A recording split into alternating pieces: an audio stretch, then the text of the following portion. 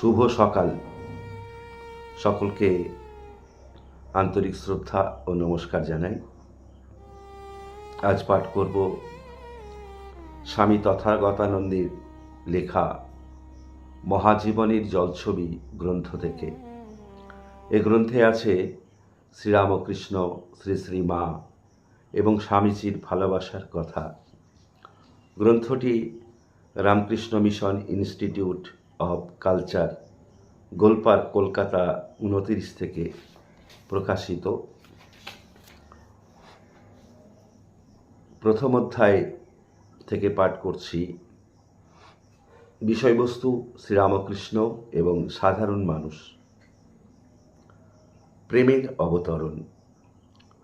পরমতত্ত্ব ব্রহ্ম হলেন সচ্চিদানন্দ স্বরূপ, সৎ হল শুদ্ধ চৈতন্য, সকল সৃষ্টির অপরিণামী অধিষ্ঠান। চিৎ হল আত্মবোধ বা বাধা বন্ধনহীন জ্ঞান, যার অর্থ সমস্ত জড়বস্তুতে অনুস্যূত স্বয়ং প্রকাশ চৈতন্য। চৈতন্য বা জ্ঞান যা স্বপ্রকাশ। আনন্দ হল জীবনে উপভোগ্য যাবতীয় সুখের মূল। তৈত্তিরীয় উপনিষদের 1:6-2 শ্লোকে বলা হয়েছে, দেবত্ব হল সত্যাত্মা প্রাণারাম, মনের আনন্দ, শান্তি, সমৃদ্ধ ও অমৃত ব্রহ্ম। সেই পরম তত্ত্ব ঈশ্বরী যন্ত্রণাক্লিষ্ট মানুষকে ভালোবেসে মানব জন্ম গ্রহণের কষ্ট স্বয়ং স্বীকার করে নেন। সচ্চিদানন্দ আমাদের কাছে অবতার হয়ে আছেন। অবতার হলেন মানব দেহধারী ভগবান। তিনি জগতে অবতীর্ণ হন আধ্যাত্মিক ও দিব্য ভাবের বন্যায় সমগ্র জগৎকে প্লাবিত করতে। যে প্লাবনে মহাজীবনের আধ্যাত্মিকতা স্পন্দিত হয়। সাম্প্রতিকতম অবতার শ্রীরামকৃষ্ণ মানবপ্রেমের ঘনীভূত মূর্তি। তিনি জীবন্ত সচ্চিদানন্দ।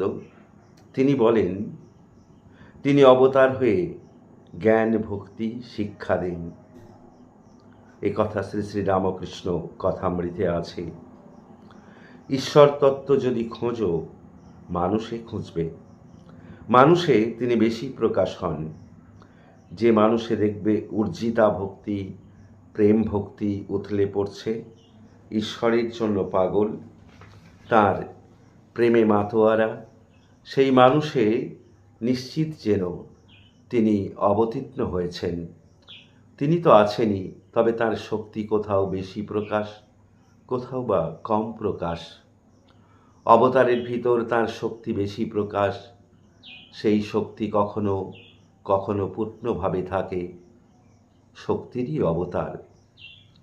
শ্রীরামকৃষ্ণ এমন গভীর ভক্তির দৃষ্টিতে সর্বভূতে ঈশ্বর দর্শন করতেন যে তার সমস্ত শরীর থেকে শুদ্ধ চৈতন্যের আভা বিচ্ছুরিত হতো। দুটি চোখ দিব্যদ্যুতিতে হয়ে উঠত দীপ্ত। দুটি চোখ মানুষের প্রতি ভালোবাসায় আর্দ্র হয়ে উঠত। তিনি যাবতীয় সুখের মূল বিশুদ্ধ আনন্দে মগ্ন হতেন। শ্রীরামকৃষ্ণের এই হেন আধ্যাত্মিক অনুভবকেই ভগিনী নিবেদিতা অনন্য রাজকীয়তা এবং আত্মার মুক্তি বলে বর্ণনা করেছেন। শ্রীরামকৃষ্ণ অন্তরে বাইরে সর্বত্র ঈশ্বরের উজ্জ্বল এবং তীব্র উপস্থিতি অনুভব করতেন। তার পার্থিব জীবনের প্রতিটি স্তর ছিল দিব্য জ্ঞানের আলোতে ভাস্বর। তবে শ্রীরামকৃষ্ণ তার পরম উপলব্ধিকে নিজের মধ্যেই আবদ্ধ রাখতে চাননি। সংসার পঙ্কে আবদ্ধ মানুষের মাঝে তার উপলব্ধি ছড়িয়ে দেবার ব্যাকুলতায় তার সমগ্র সত্তা যেন আন্দোলিত। ভক্তদের প্রতি তার জ্বলন্ত ভালোবাসা আমাদের অন্তরে অপার বিস্ময় ও গভীর শ্রদ্ধার উদ্রেক করে।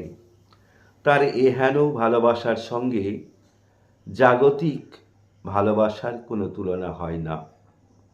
তীব্র ভগবত প্রেম এবং মানব কল্যাণ ব্রতে শ্রীরামকৃষ্ণ ছিলেন অনন্য।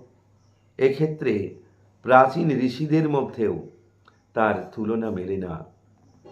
শ্রীরামকৃষ্ণ ঈশ্বর এবং মানুষের প্রেমে উন্মাদ, পতিত, অসহায়, অজ্ঞান সায়রের অনুক্লান্ত মানুষের জন্য তার ছিল সুগভীর ভালোবাসা।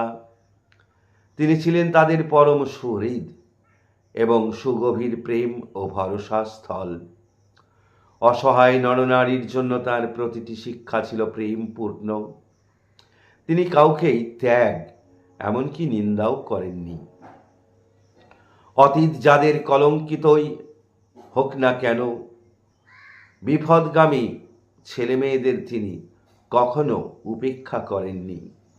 শ্রীরামকৃষ্ণের কথা বলতে গিয়ে স্বামী বিবেকানন্দ বলেছিলেন যে শ্রীরামকৃষ্ণ ছিলেন নারীর ত্রাতা, সাধারণের ত্রাতা এবং উচ্চ নীচ নির্বিশেষে সকলের ত্রাণকর্তা।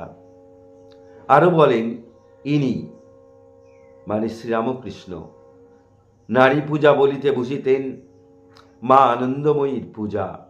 সকলে নারী সেই আনন্দময়ী মা ব্যতীত অন্য কিছু নহেন। আমি নিজে দেখিয়াছি, সমাজ যাহাদিগকে স্পর্শ করে না, এরূপ স্ত্রীলোকদিগের সম্মুখে তিনি করজোরে দাঁড়াইয়া রহিয়াছেন। শেষে কাঁদিতে কাঁদিতে তাহাদের পদতলে পতিত হইয়া অর্ধবাহ্য শূন্য অবস্থায় বলিতেছেন, মা, এক রূপে তুমি রাস্তায় দাঁড়াইয়া রহিয়াছ, আর এক রূপে তুমি জগৎ হইয়াছ। আমি তোমাকে বারবার প্রণাম করি।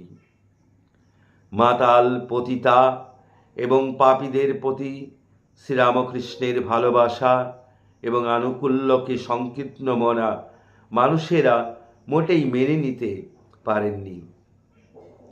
নৈতিক কারণে এদের বর্জন না করায় এরা শ্রীরামকৃষ্ণের বিরুদ্ধে অভিযোগও করেছেন। তবে পাশ্চাত্যের শ্রদ্ধেয় ভারত তত্ত্ববিদ ম্যাক্স মুলার এসব অভিযোগের উত্তরে বলেছেন যে শ্রীরামকৃষ্ণ পতিতাদের প্রতি নৈতিক বিমুখতা প্রদর্শন করলে তিনি ধর্ম প্রবক্তাদের মধ্যে একেবারে অনন্য হয়ে উঠতে পারতেন না। মানুষের প্রতি প্রগাঢ় ভালোবাসা ও সহানুভূতিতে তিনি অনেকের জীবনে পরিবর্তন আনতে এবং তাদের পরম কল্যাণ মুক্তির পথে চালিত করতে পেরেছিলেন। ঈশ্বর প্রেমিক এবং তার পতিত নির্বিশেষে শ্রীরামকৃষ্ণ ছিলেন সকলের সান্ত্বনাদাতা বন্ধু। এভাবেই মানবপ্রেমিক শ্রীরামকৃষ্ণ মানুষের কল্যাণার্থে হাসি মুখে অনেক অসম্মান সহ্য করেছিলেন। তিনি ছিলেন মানব সেবার মূর্ত প্রতীক।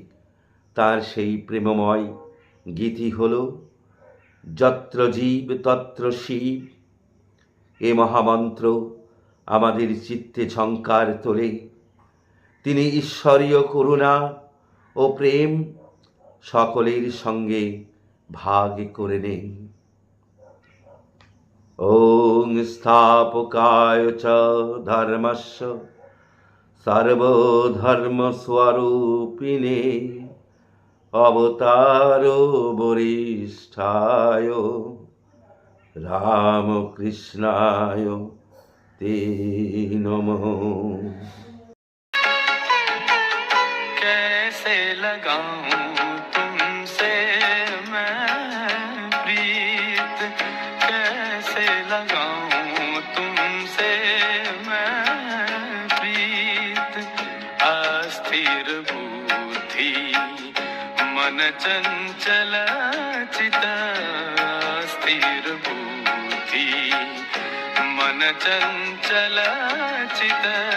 राम कृष्ण प्रभु इस युग के नायक, मैं हूँ दास तेरा चरणाश्रित। कैसे लगाऊं तुमसे मैं प्रीत। कैसे लगाऊं